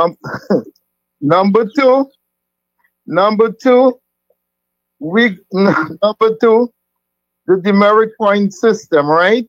I think the government is making a big mistake with that system, because like out here in the US, right? The point system is to get people, drivers, to curb their driving habits. Do you know when you go for insurance, they'll take a look at your points, and that's affect how much you pay for insurance? You know? And people have to understand, it's like everybody wants to run the prime minister. Is like everybody's saying whatever they want to say, and she's saying, okay, we're going to run with that. A prime minister is supposed to be a strong leader, someone supposed to make some difficult and tough decisions, you know, and I'm not seeing this with the prime minister. You kind of just said, okay, we're going to get rid of this, we're going to get rid of property tax. What is it? How the country is going to run? You know what is going to happen? This is what's going to happen in Trinidad and Tobago. All these people, she promising everything, she cannot fulfill half of those promises, and they're going to turn back against her. And that's what's going to happen. I'm sorry to say it, you know, but you cannot just go out and offering and promising people the stars and the moons, and you cannot fulfill these promises. It's ridiculous. You know, just to stay in power, you got to be careful with all these promises you're making to people. It just doesn't make any sense. And the other thing with that stand, you see that stand your ground situation? A lot of people end up getting hurt in that stand your grounds, right? And once the people end up getting hurt. And another thing, everybody wants a gun. You know, having a gun and not train how to use a gun is no use to the person who have a gun. It's no use. Okay, so people need to take a look at this whole situation, and she just needs to rectify this. Thank you, sir. Thank you very much for your call. See, I tell you, we have foreigners trying to call in now. I saw a message from someone from Pity Valley. Someone is saying, good night, good evening. Great show watching from Pity Valley. Thank you very much, Pity Valley. Thank you very, very much. I want you all to listen to this. Take a listen to this. The workers and unions in these companies also have a responsibility to press the management to follow the correct procedure, reporting procedures, as when these companies fail, it is the workers, the employees who suffer the most. Many privately registered companies have been struck off the registry because they have not filed. State enterprises take it for granted that no matter what they do or do not, government will keep bailing them out because of the fear of political fallout. That cannot continue. Government wants to work with the management of all these companies to make sure that they keep running and that they are profitable. Some continue to ignore their responsibilities for providing proper accounts, and they may well end up not receiving assistance from government in the future. We are willing to take the political bounce because there's billions just going unaccounted for year after year after year. Or we want a proper accounts and transparency so proper decisions can be made. No proper planning of future policy direction can be accurately taken by any organization if we don't have up-to-date accounts yearly. Municipal corporations are also guilty of not providing proper financial statements. Listen to this. I want you all to listen to this now. You see, some of you don't listen. I want you all to listen to what Ms. Bisasa is going to say now. She talk about state agencies and they're not filing their accounts and stuff like that. I want you to listen and hear what she say. Must be accountable. They must tell you what they do with the money. But I want you all to listen now what you're going to say to, what do you call them? All these corporations. Listen, eh? Listen. Oh boy. For auditing. Every regional corporation has a number of years outstanding for audit. Many culprits, some being UNC control corporations and PNM control corporations. The biggest amongst them are Kuva, Tabaki, Talparo, 15 years. Diego Martin, 15 years. Tunapuna, 12 years. Point 14, 10 years. No accounts. Princess Town Corporation has been an exception. They only have 1 year outstanding. So it shows that these accounts can be submitted when there is a will so to do. Mr. MP Saddam is supposed to join us, but I guess he may join us after. So perhaps you could get MP Saddam and Barry to join us, please. Yes, thank you. With respect to the companies being struck off, there are many companies struck off, and we are considering giving an amnesty to allow the companies to comply with the legal requirements. With respect to Tobago, I had a very successful meeting with Chief Secretary Farley Augustine. He brought a list of issues to be sorted. There are many we can work on towards resolving that may not cost taxpayer dollars, and there's some what you call low-hanging fruit that we can deal with in a short term. So, Kuva,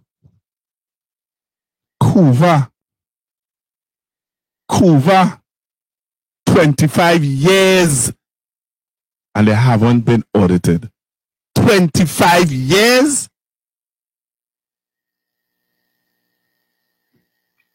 Kuva, UNC run corporation. 25 years.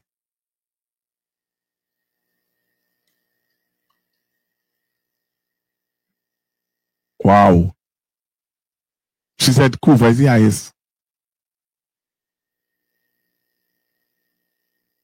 Kuva. But I do time is fast spent. I told you all that I would have ended by 10 o'clock. It's now 10:15. So I'm looking to make my way off. All right. So I want to thank those of you who would have joined me on YouTube and those of you who would have joined me on Facebook. I want to let you all know that on Monday, I'm trying to get the Honorable Marvin Gonzalez, former Minister of Public Utilities, to join me on the live. Again, just preparing you to let you know from next month, I'm going to be having other persons joining me on the live, and they are going to be carrying on several different aspects of discussion on constructive talk. So keep your head up, keep your eyes open, be vigilant, be aware. I want to thank again Mr. Gary Griffith for being on with me this evening. So we understand now Stand Your Ground laws.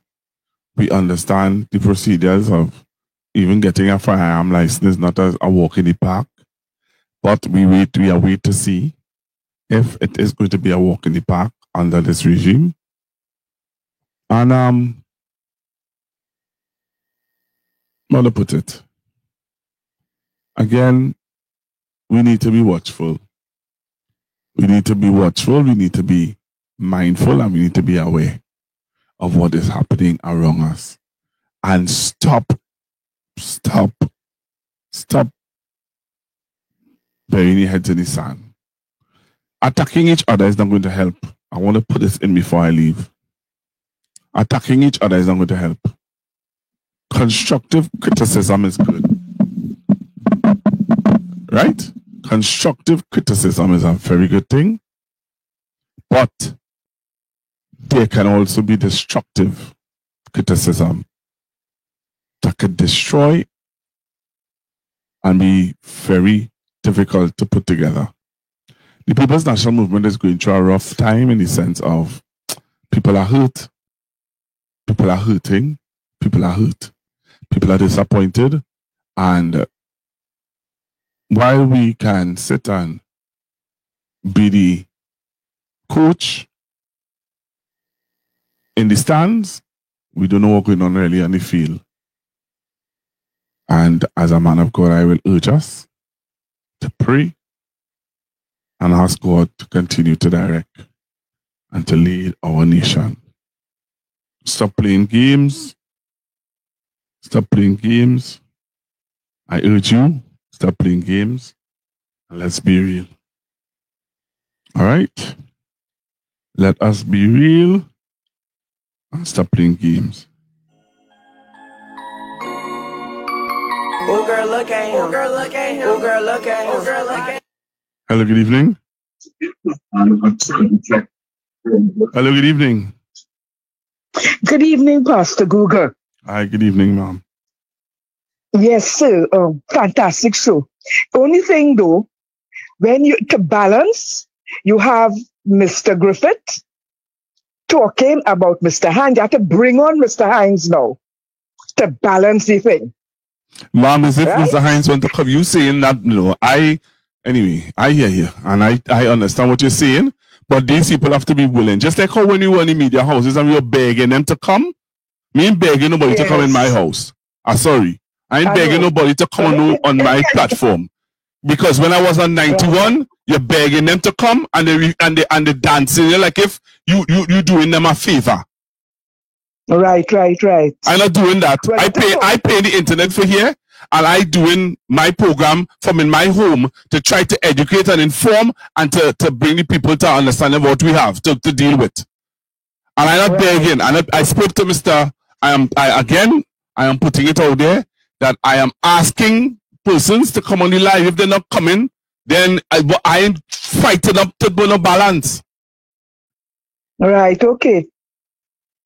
I hear you. So I'm glad you will have Mr. Gonzalez. I am trying to get Mr. Gonzalez. He was supposed to call me back today. He didn't. So again, I ain't begging nobody. I'm saying it to know because because nobody. You know why I'm saying it like this? Because at the end of the day, this is nobody ain't paying me to do this. Nobody not paying me to do this. I'm doing this out of love of country and because of the people who genuinely have been calling out for me to create a platform and an avenue for them to talk. Yes. Appreciate it. And because you can't talk on 91.9 again, you know. You can't talk on 91.9 again. It's no voice there for anybody on 91.9. When you call I-95.5 Monday to Friday, you have people there insulting you and telling you, oh, you're hurting and oh, you're this and all that, and get over it. So on the other platforms, on the other radio stations, you don't have opportunities, you don't have a platform to talk. Here you have a platform to talk. And when you're asking the people with the relevant authorities to come here to talk, if you don't want to come, if I have to beg you to come, I'm not asking you. My member of parliament came on Monday. Oh, yes, he was on. And he did a fantastic job. Oh, yes. I had I am sorry. I had Mr. Hislop on. I had Mr. Hislop on from Tobago. I missed that. Giving us an update on how the Tobago election, how it went in Tobago and what. He also gave that commitment that he will come on. You understand? Interval of how often we can have him. And that's what we're talking about. At this point in time, the PNM should be grabbing. At this point in time, the PNM should be grabbing any platform that they know that their people will be listening to. Yeah, I wanted to bring on Miss Atwater.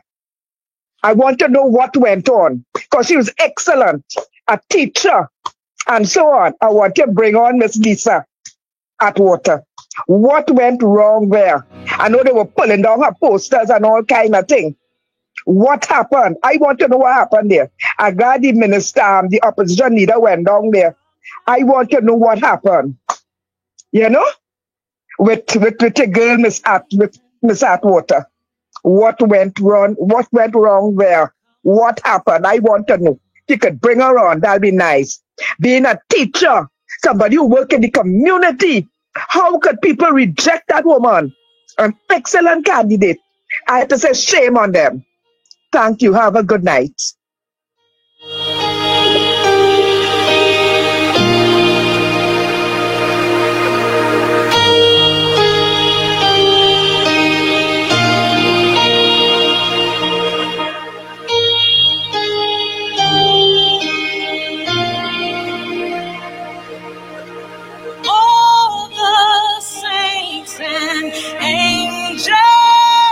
I'm getting ready to go or come off the live.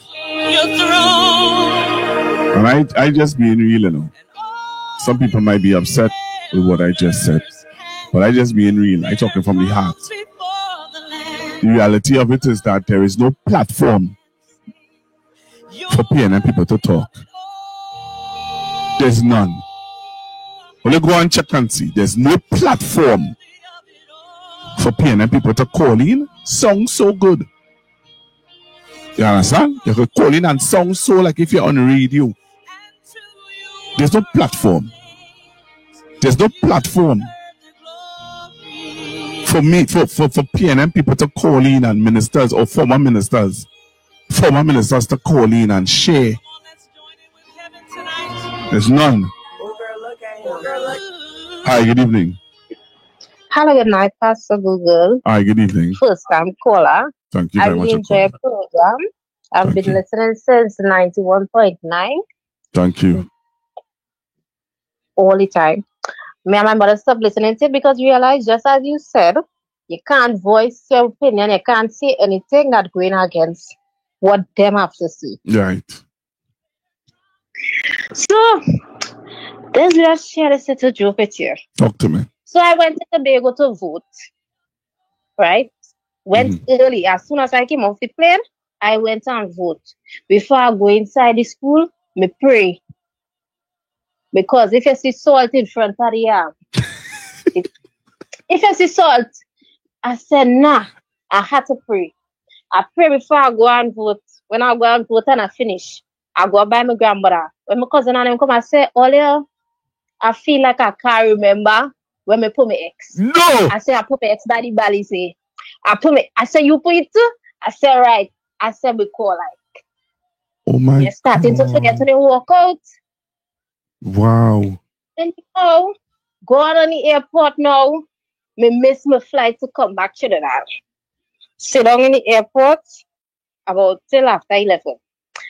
And you know, there wasn't updating the food count as there should have been. Right. So when I see Ayana again, she's skin wash, I call my mother, I said, Mommy, you see what I seen? I said, I'm feeling sick, Mommy. I'm feeling sick. I don't know if I could watch this anymore.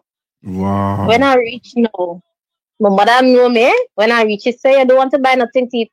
I said, me ain't hungry, you know. Me ain't hungry. I feel so disappointed. I was hurt. When I go home, I drink some tea, I go in my bed. I sleep, I wake up, I still can't believe this is what happened. Yeah. So I turn and I tell my mother, I said, Mommy, I said, we really do this to ourselves? I said, nah. Then, well, I live in over here because I studied and I live with my mother. But I was campaigning with Esmond Ford. So are you going to Huey? No, I'm going to Sam's. Okay, Sam's, okay. I say, we love him, he's standing by him. I said, I'm moving. And I'm moving and I'm changing. I'm going back to Tobago to vote because I said, this can't be what we're choosing for ourselves. Wow. When I say I pray, because I really couldn't take it on and on. It took me 3 weeks to get over it. I ain't ashamed to say. I cried the night. I cried the next day. And I pray and I said, God, you take control. I said, don't let the people that didn't vote for this have to suffer under this government. Right. I said, because it's too much for my heart to take on. And I can't stress myself of something that it's already happened. Yeah. So I want to thank you. On.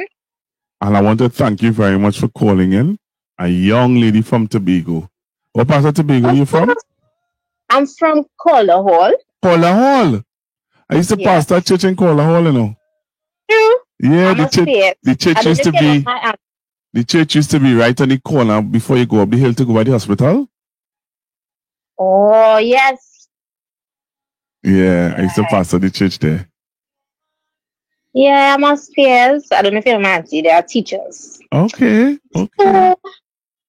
Thank you very much. This can be free. So moving on now, I'm looking on at what they're doing. And the press conference, you're calling this press conference, you're late. You're never early. Oh, yeah. I proud of Dr. Rowley. Let me just say this.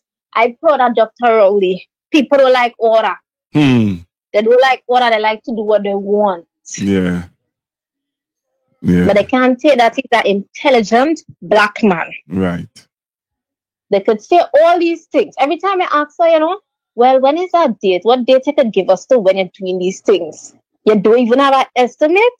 Dr. Raleigh would say between next month or the following month. And you will see it done between next month or the following month.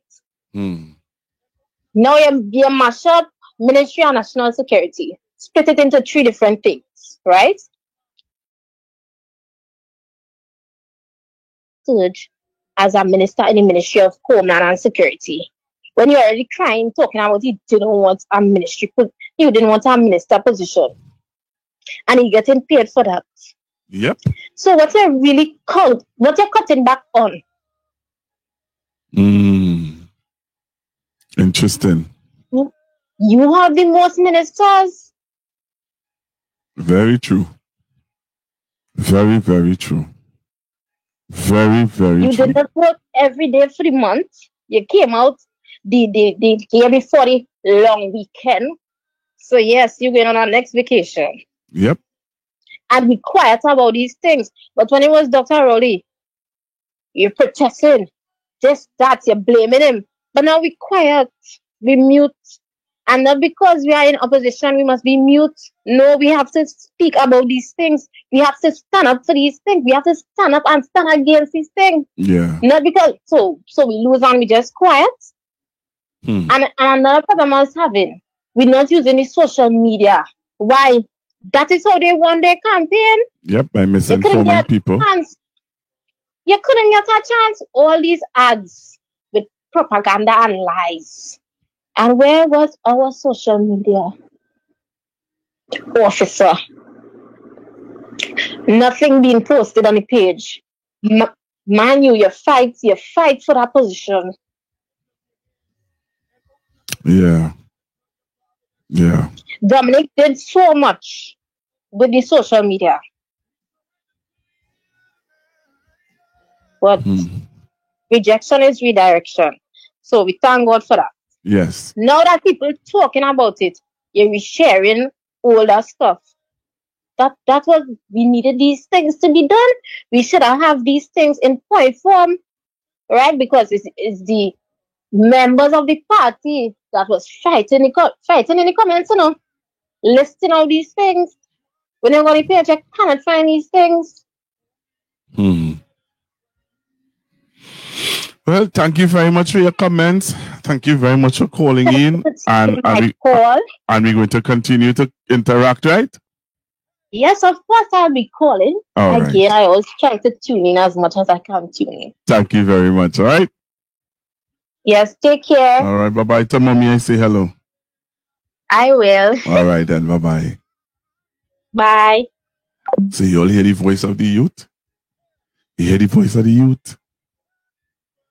All you hear the voice of the youth? Oy, oy, oy. Oy, oy, oy.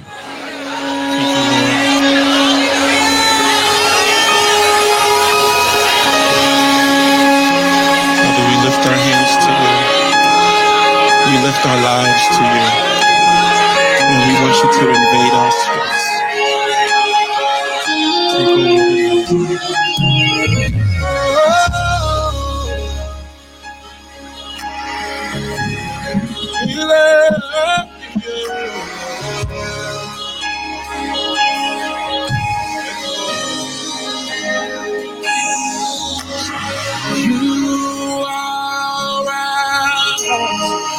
one desire, thirsty for you, thirsty for you. You are one desire, only you can satisfy, only you can satisfy. So you are one desire, thirsty for you, thirsty for you. Come on, let's raise it up. Say you are one deserve. Hey, and only you can satisfy. Only you can satisfy. Now somebody all over the room, just lift up your hands and open up your mouths and begin to tell your Father that you can fill this place, that you can take over this heart and this mind. We surrender to you tonight. So I'm really playing this song as we look to close the program to encourage you to pray for Trinidad and Tobago, encourage you to remember that, you know, and most of all, we know that God put up kings and He take down kings. And we reach a place in this country now where we need God to direct. We need Him to take control of our country and the way it goes. Hey, one is up. Yeah. Say, first key. This is a high cry. Yeah. Come on, say you are. Yeah. Say only you can satisfy. Only you can satisfy. So dwell here. I dare you to lift your hands and tell them, yeah, you can move whatever it's like you. We want you to dwell and have your way in our lives. Yeah, you can move hey, whatever it's like you. Lift your hands and tell them, say, dwell. We want you to have your way. So have a good evening, Trinidad and Tobago. Talk to you guys on Monday. As I said, on Monday I plan to have the former Minister of Public Utilities, Mr. Marvin Gonzalez. I pray that he does take up the invitation and come on the platform and share with you the IDB loan situation, talk with us about the restructuring of WASA, and talk to us about many other things that would have impacted Trinidad and Tobago. Have a blessed evening, everyone. See you on Monday. God bless.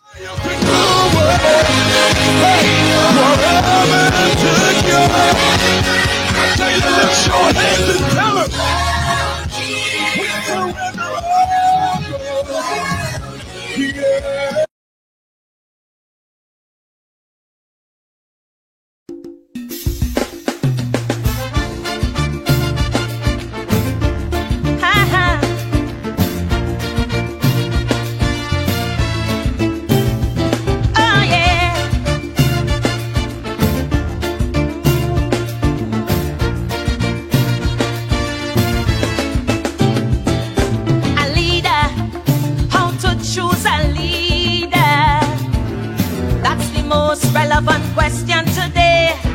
Now that the man retire, people spitting fire, and every talking head having their say. For in this mix up land that we call Trinbago, many times it does just boil down to race.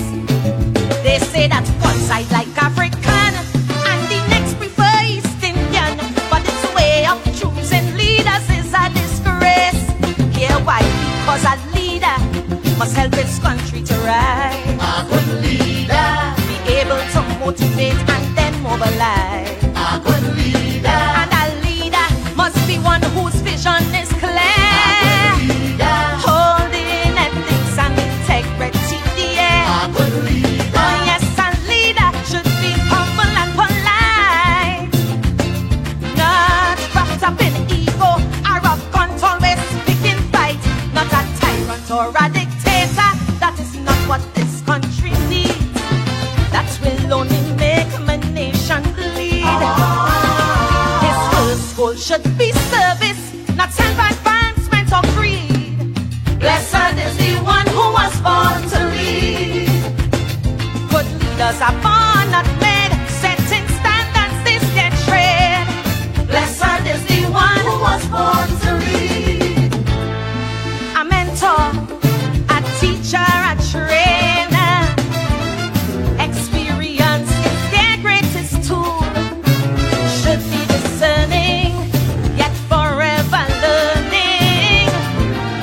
one who doesn't gladly suffer fools. And in a world that loves a maximum leader, he must know when to let go and delegate. Must be the most able of his peers, not driven by petty fears.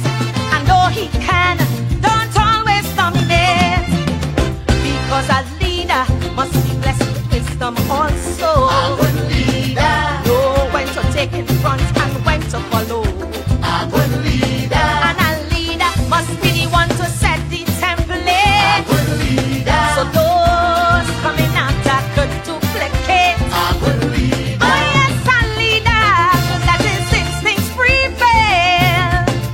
Know how to cut a path where there is no trail.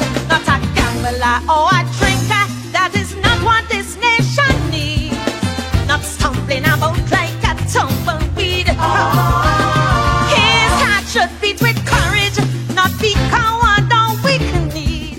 Blessed is the one who was born to lead. For good leaders are born and made, being a mentor is yet charade. Blessed is the one who was born to lead. We don't want someone always thinking smart.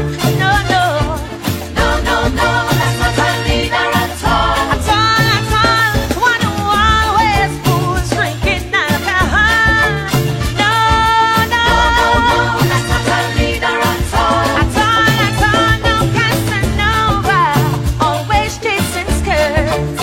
No, no, that's not a leader at all. At all, and if it's the treachery that they out to hurt, my, that's not a leader at all. My, whoa,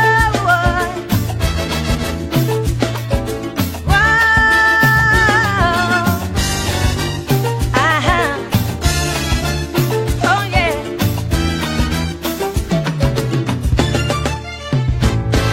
A trickster, a conman, a hustler. We don't need someone specialized in fraud, but one to be respected and never rejected. Here at home and especially abroad, they don't have to be a lawyer or doctor. Their first degree should be common sense. And when it's time to decide, you cannot run, you cannot hide. A firm stand he must take, don't sit on the fence. Because a leader cannot drift like sinking sand. A good leader, by the courage of his convictions, he should stand. A good leader, and a leader can't bend with every wind that passes. A good leader, to his values and principles, hold fast. A good leader, oh yes, a leader should be confident and competent. For what he believes in, go to every length. Not someone seduced by flattery, that is not what this country needs. We don't need another trumpet indeed. Should be stable with family values, not looking for young gal to breed. Blessed is the one who was born to lead. For leaders are born not made, and playboy is not yet trade. Blessed is the one who was born to lead. For good leaders are born not made, lifting up others is yet trade. Blessed is the one who was born to lead. Yes, good leaders are born not made, leaving us better off is yet trade. Blessed is the one who was born to lead.